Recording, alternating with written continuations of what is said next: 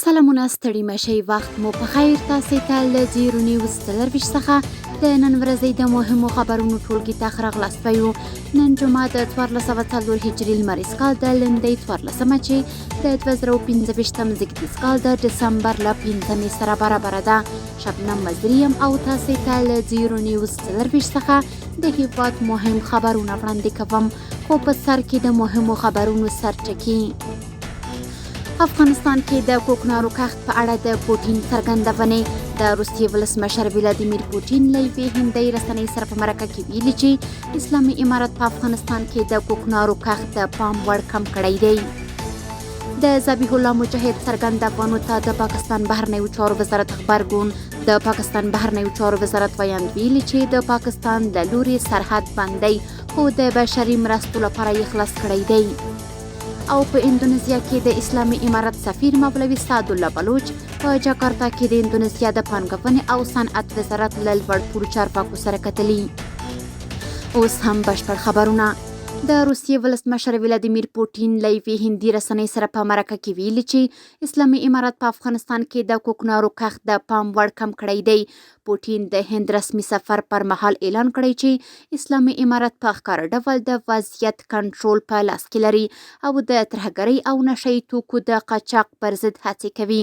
پوټین د انډیا ټوډي سره په مرکه کې ټینګار وکړ چې د افغانستان د وضعیت پر بدلون د اغیز لپاره باید د دغه هیواد له اوسني مشرتابه سره په اړیکه کې پاتې شي. اسلامي امارت ویاند ذبیح الله مجاهد وویل له پاکستان سره به سوداګریزې لارې تر هغې تړل شوې وي تر څو پاکستاني لوري بیا د سیاسي او اقتصادي فشار د وسیلې په توګه ونه کاروي. بل لور پاکستاني سوداګرو ته تر بل هر وخت درانه مالي زیانونه اوښتي دي. په اندونیزیا کې د اسلامي امارت سفیر مولوي سعدالله بلوچ په جاکارتا کې د اندونیزیا د پانګونې او صنعت وزارت له لوړ پوړو چارواکو سره کتلي.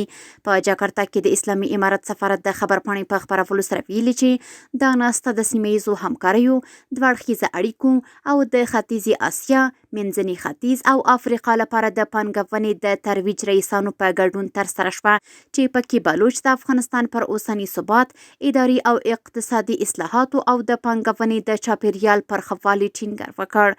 همداراز د افغانستان د معدنو د کرنیزو محصولاتو د پروسس او ارزښت زیاتولو، د سوداګرۍ پراختیا او د خصوصي سکتور د شرکتونو د پیاوړتیا فرصتونه وڅېړل شول. د ناستې په پای کې د دواړو خواوو د اقتصادي همکاریو د ژورولو او د لا اغیزمن تعامل د رامنځته کولو چمتووالی څرګند کړ. او وروستی خبر همدا چې د آریانا افغان هوایي شرکت د یوې چارتر کارګو الوتکې تړون وکړ. د امارتي شرکتونو لوی ریاست اړوند د آریانا افغان هوایي شرکت د رهبرۍ د پرلهپسې هڅو په پایله کې د یوې چارتر کارګو الوتکې تړون ترسره شو چې په نږدې راتلونکي کې به هیواد طرف ورسیږي. د امارتي شرکتونو لوی ریاست ویلي چې د دې الوتکې په راتګ سره به ملي سوداګرو ته د سوداګریزو اموالو د انتقال لپاره چټک او پراخ خدمات رامنځته شي. د توکو لیږد رالېږد به پر وخت او لګښت به یې کم شي او د صادراتو کچه کې به د پام وړ زیاتوالی راشي. یاد ریاست زیاته کړې چې دا ګام نه یوازې ملي سوداګرو ته یو ستر زیری دی بلکې د هیواد د اقتصادي ودې لپاره هم یو مهم پرمختګ ګڼل کیږي. کورني خبرونه هم دومره وو. د بهرنیو او سپورټي خبرونو لپاره زموږ پاڼې وڅارئ په خپل رسنیو باندې فیسبوک، انسټاګرام، ایکس یا پخوانی ټویټر، یوټیوب او ټیک ټاک زموږ خبرونې خوښې او موږ تعقیب کړئ. ادرس یې 0 نیوز 24 تر سبا خبرونې د الله پامان.